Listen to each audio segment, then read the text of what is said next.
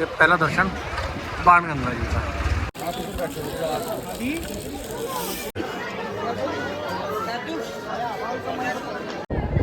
सच्चे दरबार की जय। और मैं ये पहुंच चुका हूँ दरबार। है गुलशन कुमार जी का लंगर। यहाँ हमेशा लंगर चलता रहता है। अभी भी अंदर भक्तजन जो है लंगर ले रहे हैं।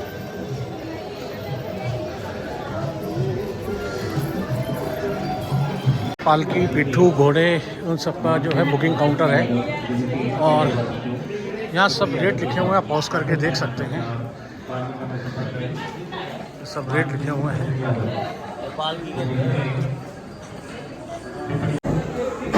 पूरे रास्ते जो है आपको दुकानें मिलती रहेंगी, जहाँ पर आपको लाठी वगैरह लेने हो, प्रसाद लेना हो, कैप लेना हो, मतलब हर टाइप की दुकानें यहाँ पर लगी हुई हैं। और जैसे अगर आपको फ़ोटो वगैरह खिंचवानी हो, अपनी फैमिली के साथ आए हैं, कुछ मेमोरेबल करना हो, तो ये बाणगंगा के पहले ही इस टाइप से पूरा दरबार लगा के माता जी का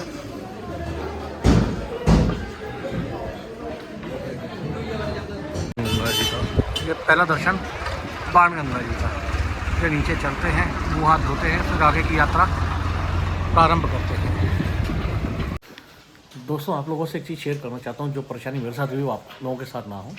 मैंने कटरा बस स्टैंड पे एक जगह पता किया था कि मेरे पास ऑनलाइन यात्रा टिकट है, तो उससे काम हो जाएगा। तो उन्होंने उससे काम हो जाएगा, आपको RFID कार्ड की ज़रूरत नहीं है। तो मैं आ गया दर्शनीय दरवाजे पे। वहाँ पर उन्होंने नहीं, आपको RFID कार्ड तो लेना ज़रूरी है। आपको जिसने भी जानकारी दी, गलत जानकारी दी, तो आप जाके पहले वो बनवा के लाओ। तो 2 नंबर गेट उन्होंने यहाँ से 700 मीटर पर ही आप चले जाइए।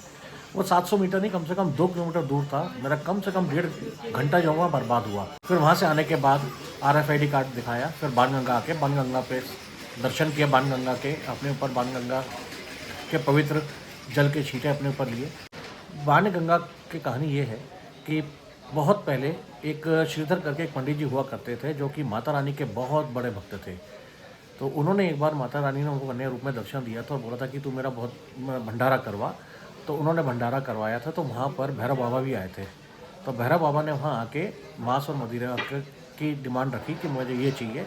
तो माता रानी कन्या के रूप में थी वहाँ पर। तो उन्होंने उनको बोला कि ये वैष्णव भंडारा है, तो यहाँ ये सब चीज़ें नहीं मिलेंगी। तो अड़ गए। तो वो माता जी उनको पहचान गई कि ये जो है कुछ होने वाला है। तो माता जी वहाँ से अंतर्ध्यान हुई और यहाँ आई। और साथ में हनुमान जी भी साथ में थे। तो हनुमान जी को प्यास लगी, तो माता जी ने अपने बाण द्वारा यहाँ पर पहाड़ के बीच में से एक जलधारा निकाली। तो हनुमान जी ने यहाँ अपना प्यास बुझाया था और माता जी ने अपने यहाँ पर केश धोए थे। तो इसलिए इसका नाम बाणगंगा रखा गया है। और बाणगंगा से अब जो सेकंड है वो है आपका चरण पादुका, जो यहाँ से करीबन 1.5 किलोमीटर है। तो अब यहाँ से निकल रहा हूँ और आगे जाके चरण पादुका जी के दर्शन करता हूँ, आपको भी दर्शन करवाता हूँ। तो बने रहिए। जय माता दी। और आत्मकुआरी जाने के लिए 2 रास्ते हैं। एक नया रास्ता जो ताराकोट वाला तैयार हुआ है, और एक ये पुराना रास्ता। तो पुराना रास्ता ही 80% लोग मैंने देखा है प्रेफर करते हैं, क्योंकि यहीं पर जो है आपका बाणगंगा चरण पादुका।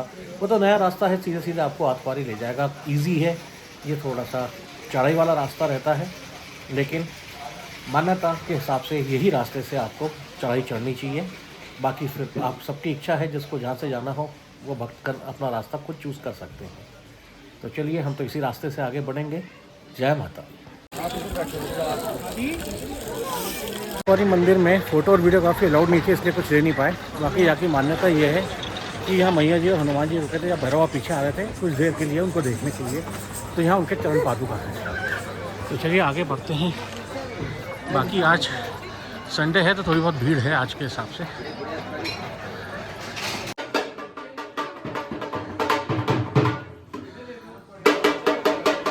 भक्तजनों की मन्नतें भी होती हैं। ये देखो आप, एक भक्तजन जो है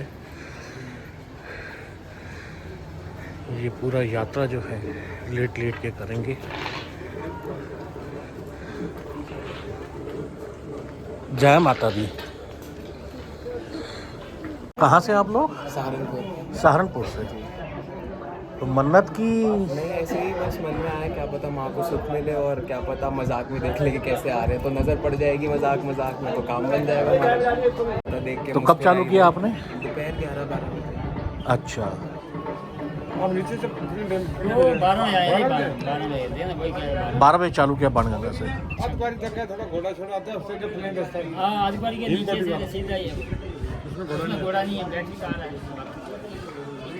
चलो जहाँ से भी है श्रद्धा है अपनी। हाँ वहाँ से घोड़ा आता है। वहाँ से घोड़े का राग हो जाए। चढ़ाई चालू कर रहे हैं तो एक चीज़ का ध्यान रखें कि जब चरण पादुका के बाद चढ़ते हैं तो चरण पादुका के आगे 1.5 किलोमीटर तक तो होटल वगैरह सब मिल जाएंगे आपको। बीकानेर आता है, बीकानेर के बाद जो है आपको फिर मिलना बंद हो जाएंगे। फिर एक आलोक करके आता है जो आपको मैंने दिखाया था, उसके बाद ये आता है समीर। तो समीर तो खैर बंद है आज। उसके बाद अब जो भी मिलेगा आपको सीधे आतवारी मिलेगा। तो ये आपको ध्यान रखना है कि चरण पादुका के बाद आप जो भी है बीकानेर वाला लास्ट है वहाँ खा के आए ऊपर, क्योंकि फिर आतवारी तक आपको कुछ नहीं मिलेगा। पिछले 5 सालों में सिस्टम बहुत बदल गए हैं। ये पुलिस चेक पोस्ट हुआ करती थी, लेकिन इस बार ऐसा कोई चेक पोस्ट नहीं, कोई कुछ नहीं, नीचे भी ऐसा कोई चेकिंग वगैरह नहीं हुई। अब आगे जाके देखते हैं और क्या क्या चेंजेस हुए हैं, क्योंकि 5 साल बाद आना हो रहा है मेरा माँ के दरबार। जय माता दी।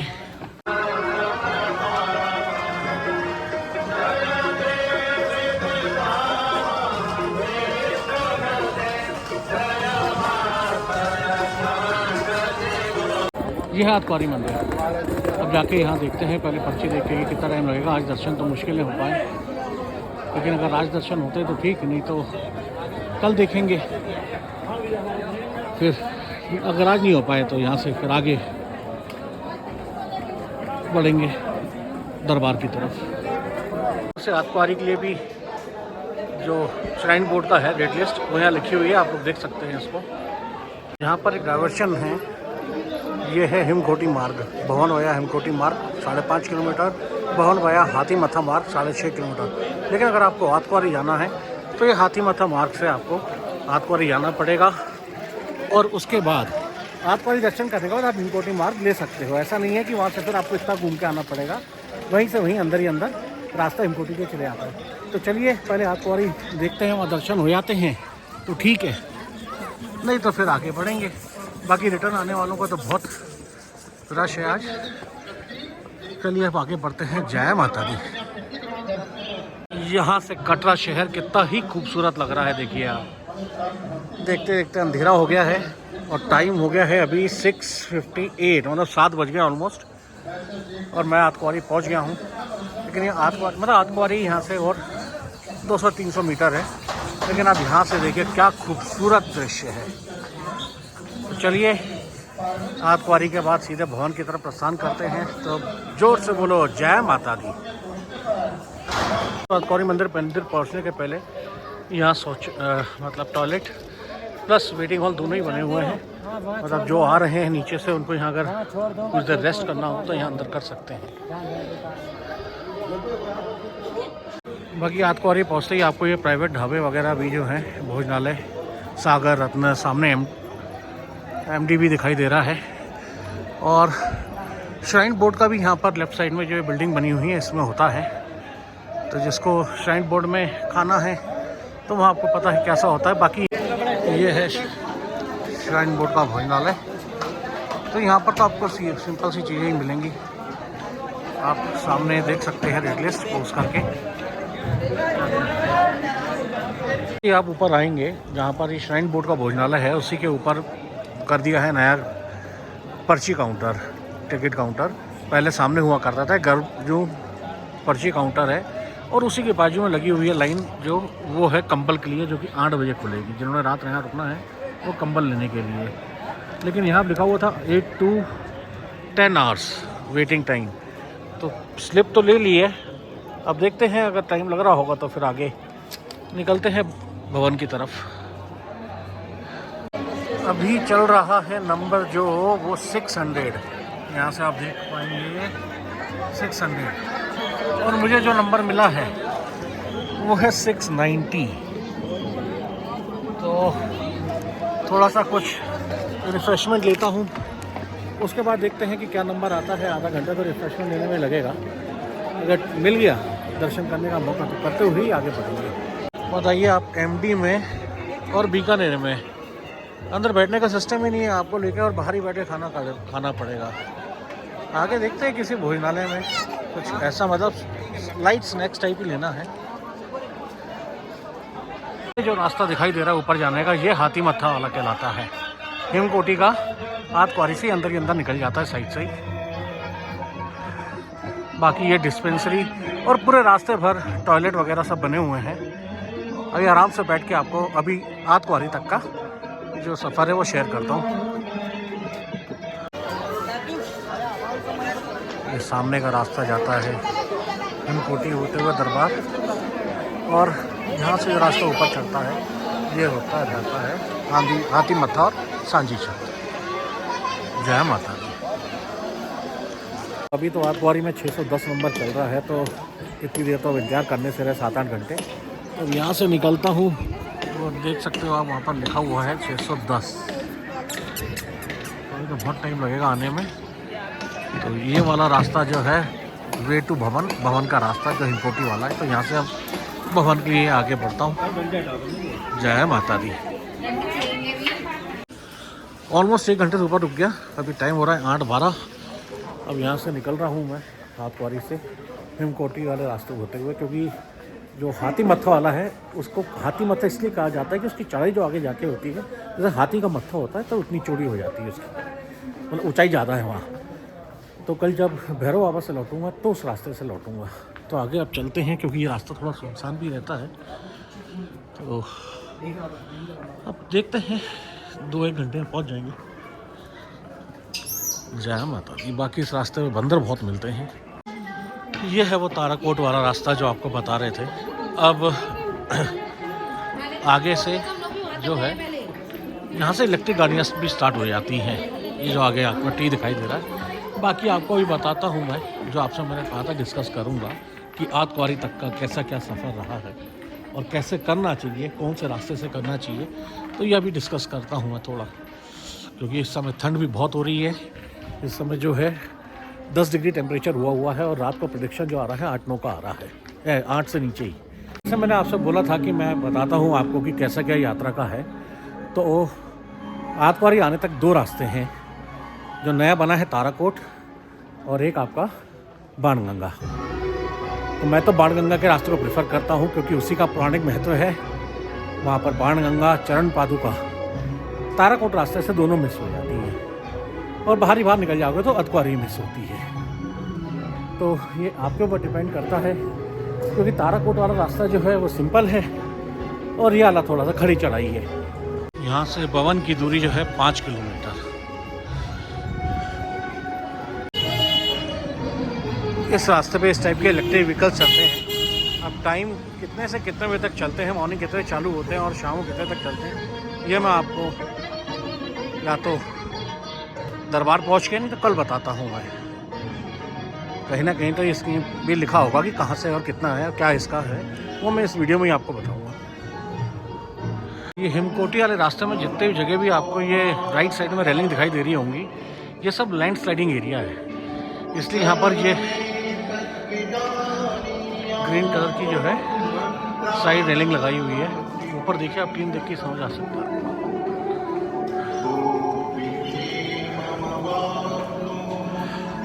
बोल साचे दरबार की जय।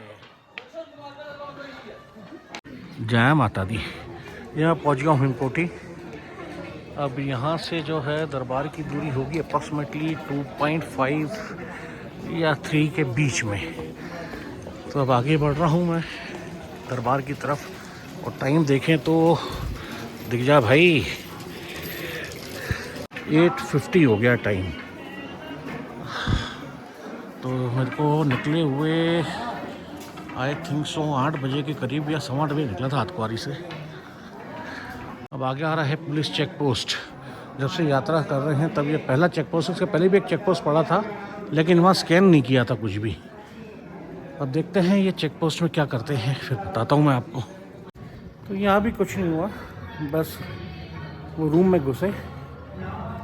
स्कैनर तो जो बैक स्कैनर है वो तो बंद था, जो बॉडी स्कैनर होता है बड़ा वाला, बस रीड किया और दूसरी साइड से बाहर आ गया। रोड पे ये सिवेनियर शॉप भी है, यहाँ पर आपको चुन्नी, सुपीरियर चुन्नी, मीडियम चुन्नी, प्रसाद वगैरह सब यहाँ मिल जाएगा। आप पॉज करके देख सकते हैं अगर इस रोड से आप आ रहे हैं दिन के समय। अभी तो शायद बंद दिख रहा है। रक्षा सूत्र वगैरह सब मिल जाता है यहाँ। जानवरों का भी अपना सोने का स्टाइल देखो आप। ये बंदर एक दूसरे से ऐसे चिपक के सो रहे हैं क्योंकि ठंड हो रही है। अभी टेम्परेचर जो हो रहा है वो अप्रॉक्सीमेटली 9 हो रहा है और रात को 8 तक जाने के चांसेस हैं। ये देखिए आप ऐसे चिपक चिपक के सो रहे हैं।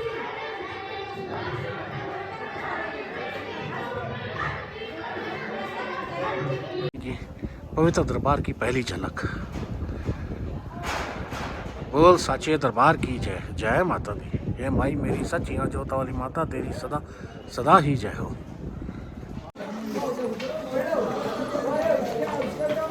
पूरे रास्ते भर जो हिमकोटी वाला रास्ता है गवर्नमेंट की तरफ से अलाव का सिस्टम किया हुआ है। ये सब लोग अलाव सीख रहे हैं, लेकिन हम इसलिए कहीं सीखने नहीं बैठे कि भैया अपने को ठंड में चलते ही चलना है।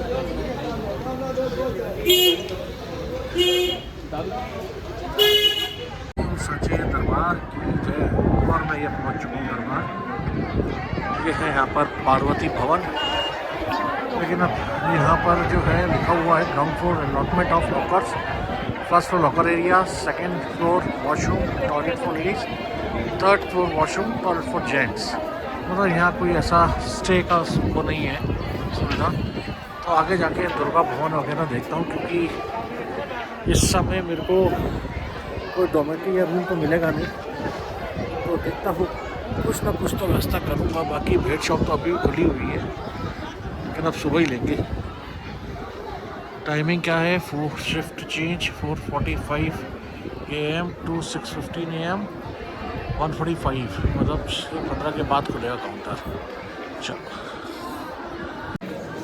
आजकल भक्तों के लिए जो है यह स्काई वॉक बना दिया है। नवदुर्गा पार्क स्काई वॉक बहुत ही अच्छा लग रहा है। अब देखते हैं अगर रूम वगैरह नहीं मिला, कुछ और व्यवस्था नहीं मिली, तो रात को ही दर्शन करके और रात को रिटर्न जाके और नीचे फिर माता रानी का लाख लाख शुक्र है कि दुर्गा भवन में मुझे डॉर्मेटरी मिल गई है। हालांकि गुफा पवित्र गुफा भी खुली हुई है, लेकिन भीड़ देखते हुए कह रहे हैं कि बंद हो सकती है। तो मैं तो डॉर्मेटरी मिल गई है। अब थोड़ा सा कुछ खा पी के और सोता हूँ और सुबह दर्शन करने के लिए जाऊँगा। तो जय माता दी।